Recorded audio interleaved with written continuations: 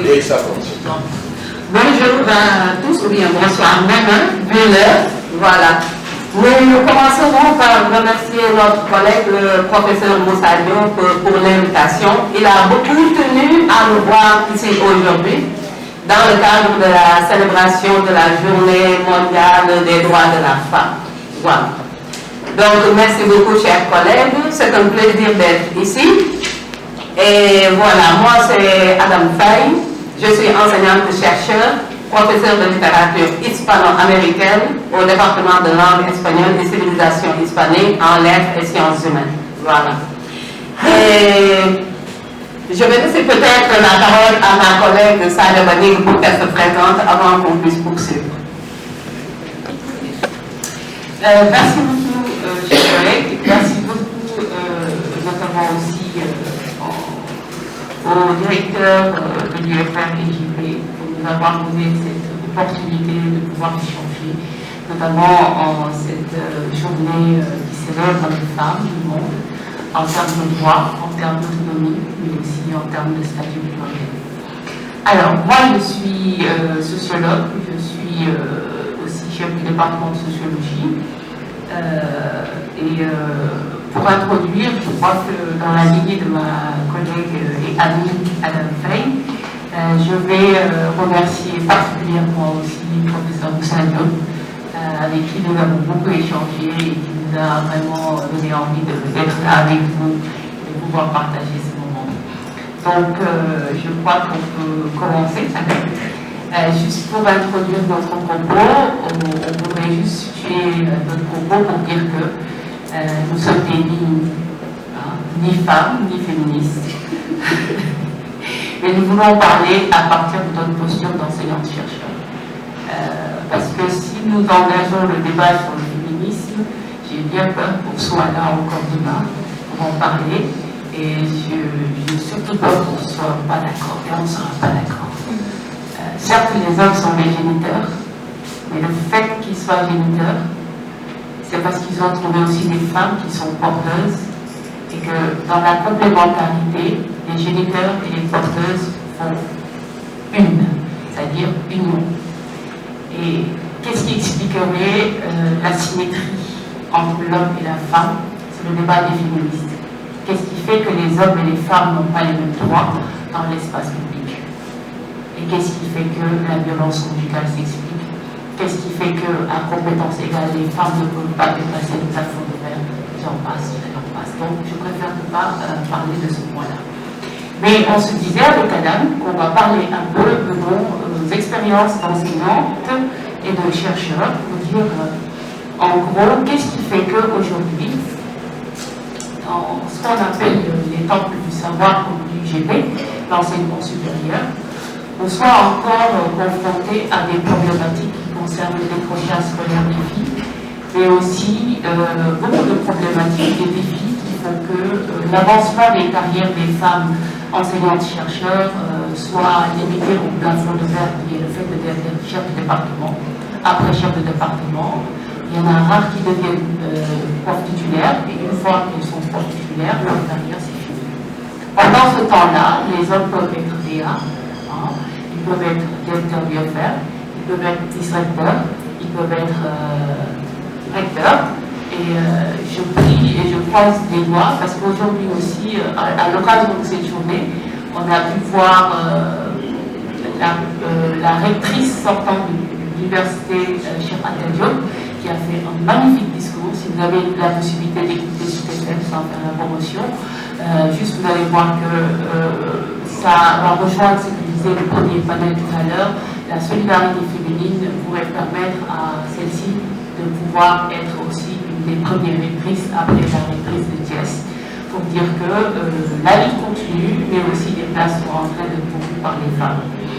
Maintenant, quand on parle des défis, Adam, tu commences ou voilà. Quand on parle des défis, on parle d'un constat. Le constat, c'est que de la licence jusqu'au doctorat, on se rend bien compte que les filles sont les meilleures. C'est-à-dire qu'elles sont majeures de leur promotion, elles occupent les premières places, mais une fois au doctorat, d'abord au niveau de la licence, on voit qu'il y a un décrochage scolaire à partir de la 3e année.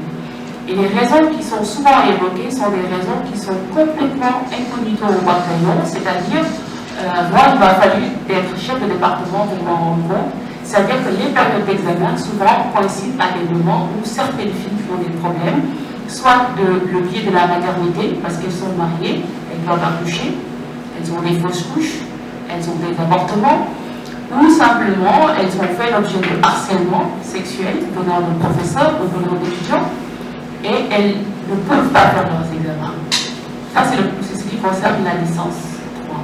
Une fois au master, on se rend bien compte aussi, elles sont là, mais une fois qu'elles doivent valider leur master, il y en a qui se marient et qui doivent quitter l'institution pour rejoindre le mari pour des devoirs conjugaux. Là aussi, on voit qu'il y a un décrochage. Mais le plus dur, c'est quand elles arrivent enfin au doctorat, on se rend bien compte que les 2 premières années, elles se battent pour rester. Mais le manque de dispositifs institutionnels fait qu'elles se marient, elles ont un premier enfant et elles promettent de revenir, mais elles ne reviennent jamais. Donc, le constat, c'est qu'il ne suffit finalement pas pour les filles d'être meilleures dans leur promotion, mais le décrochage scolaire va même jusqu'au choix des disciplines, parce qu'elles vont se dire que de toute façon, on n'est pas évalué sur notre compétence à être bonne en mathématiques, ou bonne en chimie, ou bonne en sciences humaines ou sociales, ou en lettres, mais à la fin de la journée, ce qui compte, c'est le fait d'être une bonne épouse et une bonne mère. Et donc, plutôt que de s'embêter, elles vont plutôt aller, même dans le marché du travail, elles vont essayer de choisir des types de métiers qui vont leur permettre de concilier leur vie familiale et personnelle. Beaucoup de points intéressants. Donc voilà, pour nous, c'est d'abord partir d'un constat. En tant qu'enseignante-chercheur, on insiste bien sur le féminin et je pense que c'est notre sensibilité en tant que femme aujourd'hui qui nous pousse surtout à faire ce plaidoyer. Je ne vais pas jeter la pierre aux hommes parce qu'on discute avec nos collègues hommes et eux aussi, ils se désolent face à la perte d'étudiantes très brillantes. Eux, ils le disent aussi. On est en train de perdre beaucoup de nos étudiantes qui sont très brillantes. Pourquoi? Parce que ici, les étudiantes qui arrivent sont dans une certaine tranche d'âge. C'est des jeunes femmes qui sont en âge de se marier. On est dans une société sénégalaise où la femme doit se marier. On a nos réalités religieuses et culturelles aussi. Voilà, il y a l'horloge biologique qui menace. Donc, on ne peut pas les condamner quand elles se marient. On ne peut pas les condamner. C'est un besoin qui est là. C'est un besoin spécifique à la femme. C'est à l'institution, l'université où nous sommes, de développer des politiques pour mieux accompagner ces femmes, ces étudiantes, parce que c'est des femmes avant tout. Comme a dit Sadio, les maternités qui arrivent. Par exemple, moi, j'ai constaté une chose qui m'a plu. Depuis 4 ou 5 ans dans notre département, je vois arriver mes cousines Peuls. Il y a toujours eu des Peuls, mais pourtant, j'insiste, c'est mes cousines Peuls. Parce qu'on les voit, elles arrivent, la bouche tatouée. Ça, c'est un signe, avec le pain. Donc, elles viennent d'un milieu foncièrement conservateur. Ça me réjouit. Je me dis, ce genre d'étudiants, la première fois que j'étais en amphi, sincèrement, je vais le dire, ça peut faire rigoler. Je faisais cours, je n'ai pas fait attention. Après, j'aperçois une étudiante, la bouche tatouée, elle avait même pas le mousson. Je me suis dit, mais est-ce normal ça? Est-ce un moment? Sincèrement, je me suis posé cette question. Voilà, justement parce qu'on n'est pas habitué. Après, je me suis dit, génial, ça c'est génial. Ça veut dire que les choses sont en train de changer. Malheureusement, j'ai dû déchanter. Et j'ai fait ce constat sur 4 ou 5 ans. Au bout de 2 ans, toutes ces filles disparaissaient. Toutes ces filles disparaissaient. Pourquoi elles quittaient? Et pourtant, elles étaient brillantes. Surtout, il y en a une qui m'avait vraiment marqué.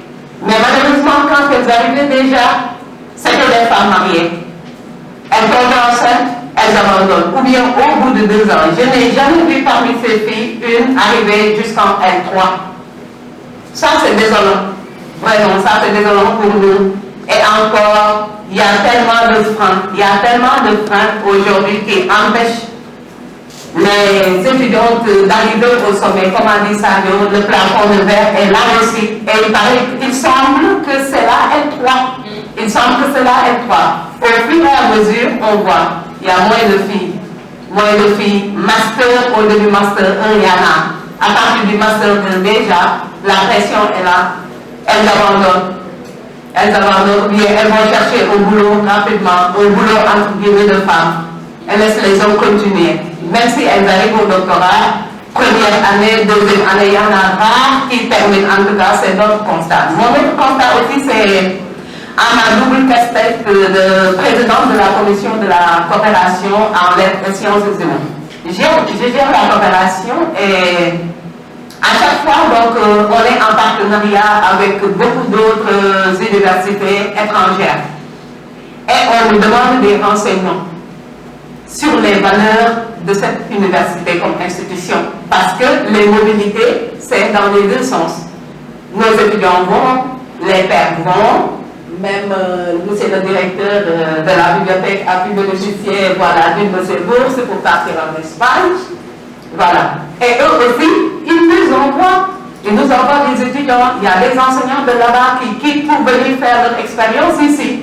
On nous demande chaque fois pour les fiches de renseignement de renseigner quelles sont les valeurs de l'université et ils insistent beaucoup sur les valeurs d'équité, de la promotion de la femme, etc. Mais malheureusement, je demande à la direction la recherche et de relations internationales qu'ils n'ont pas ces données. J'ai parcouru le plan stratégique de l'université, ce dernier plan. Vraiment, c'est désolant, mais il n'y a pas de politique de genre. L'université a été accréditée. Voilà. Il y a le rapport qui est là. Mais sur le rapport, on dit recommandation, adoption de la charte des genres et de l'équité. Hier, Mme Fatou Diop-Sall en parlait ici. Voilà. Ils ont travaillé pendant 2 ans en collaboration avec des hommes, des pères. Et depuis 2 ans, la charte est là-bas. La charte dans le couloir. L'université nous tarde encore à mettre en place des politiques de genre et d'équité. Et je pense que c'est important. Si on prétend s'ouvrir aujourd'hui au monde, voilà, c'est une exigence. Pour le bourse, par exemple, parfois, c'est l'université demandeur qui nous fixe les critères. Il nous fixe comme critère le même nombre parité de femmes, le même nombre d'hommes. Et c'est important. Pour la petite anecdote encore, là, ça pose problème. J'ai le cas d'une de nos étudiantes, ex-étudiante, je dirais, parce qu'elle a dû abandonner. Elle était très brillante, elle a été sélectionnée pour la bourse, elle devait partir, elle était mariée, son mari a refusé, catégoriquement. Nous, les profs, on a dû intervenir, essayer de tout faire, mais son mari a dit non. Son mari lui a reproché aussi le problème scolaire de ses enfants. Tu n'as plus de temps parce que tu as de l'ambition, parce qu'elle est arrivée comme professionnelle déjà, enseignante au collège et lycée. Elle avait une ambition pour faire son master et pouvoir avancer dans sa carrière. Elle a tenu bon jusqu'au master 1. Finalement, en tant que femme, elle nous a dit clairement, parce que vous êtes femme, je vais vous expliquer ce qui se passe. Mon mari me reproche que mes enfants n'étudient pas bien, etc., qu'ils se sentent abandonnés, que je suis en train de négliger mon ménage. Donc, c'est comme ça qu'elle a abandonné. Des situations vraiment désolantes qu'on gagnerait tous vraiment à corriger et à chercher des solutions.